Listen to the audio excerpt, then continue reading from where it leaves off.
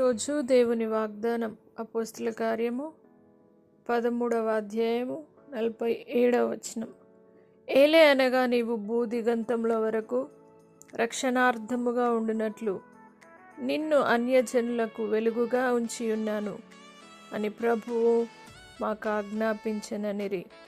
నా ప్రియ సహోదరి సహోదరులారా, నిన్ను అన్యజనులకు వెలుగుగా ఉంచి ఉన్నాను అని దేవుని వాగ్దానము ఈరోజు ప్రతి ఒక్కరితో మాట్లాడుతున్నది కనుక దేవుని వాగ్దానం సెలవిచ్చిన విధంగా భూదిగంతముల వరకు రక్షణార్థముగా ఉండునట్లు, అదేవిధంగా అన్యజనులకు వెలుగుగా ఉండునట్లు దేవుడు మనల్ని అందరినీ నియమించి మనల్ని ఆజ్ఞాపించున్నాడు కనుక ప్రతి ఒక్కరము కూడా దేవుని సన్నిధిలో ప్రతి ఒక్కరము ఒక మాదిరికరమైన వ్యక్తులుగా, అన్యజనులకు వెలుగుగా, అనేకులను దేవుని యొద్దకు నడిపించేవారిగా, సువార్త ప్రకటించుటలోను అనేకుల మధ్య దేవుని సువార్త ప్రకటించి రక్షణార్థమై అన్యజనులకు వెలుగుగా ఉండి అనేకులను వెలిగించుదుముగాక. ప్రార్థన.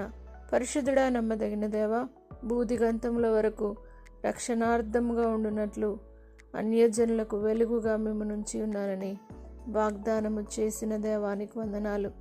దేవానికి స్తోత్రం. ప్రతి ఒక్కరు కూడా నీ సన్నిధిలో నీ రక్షణ కొరకు దేవా ఎంతమంది అయితే వేచి చూస్తున్నారో, రక్షణ లేని వారు భూదిగంతములలో ఎంతమంది అయితే ఉన్నారో వారందరినీ మీరు దర్శించండి దేవ. ప్రతి వ్యక్తి ఒక అన్యజనులకు వెలుగుగా ఉండి ప్రతి ఒక్కరు నాయన నీకు స్తోత్రం మాదిరికరమైన క్రైస్తవులుగా అన్యజనులకు వెలుగుగా ఉండి మీ వద్దకు నడిపించి రక్షణ పొందించేలా, రక్షణ కొరకు నాయన ముందుకు సాగించేలా ప్రతి ఒక్కరికి నిరక్షణ ఆనందము చేత నింపి దేవ ప్రతి వ్యక్తిని అన్యజనులకు వెలుగుగా మార్చగలరని యేసు పరిశుద్ధ నామమును బట్టి అడిగి వేడుకుంటున్నాము తండ్రి, ఆమేన్.